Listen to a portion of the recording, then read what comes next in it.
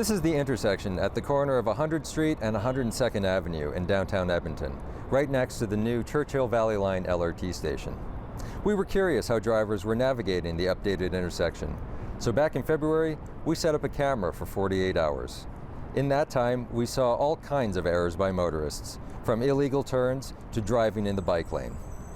This intersection has a relatively new design, intended to be safer for cyclists and pedestrians. If you're not familiar with it, they're the LRT tracks, a single lane for one-way vehicle traffic, and a two-way bike lane. But a road design is only as safe as it gets used in real life. Here are the mistakes we spotted. 89 people drove in the bike lanes. 55 people made an illegal left turn across the LRT tracks.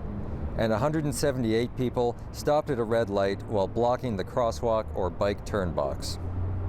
These aren't just harmless mistakes. They can create unsafe situations for other road users, especially cyclists and pedestrians.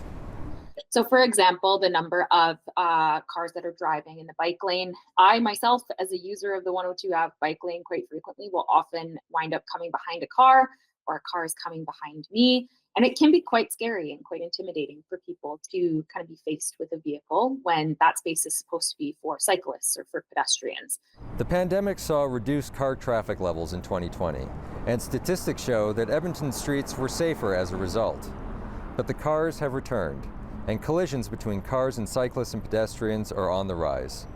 After years of falling, the combined rate of fatalities and serious injuries among all Edmonton road users was the highest it's been in a decade in 2022, the most recent year for data. Our city built out a time when the private vehicle was really the dominant form of transportation, and the vast majority of people that were involved in the planning really focused on that single mode.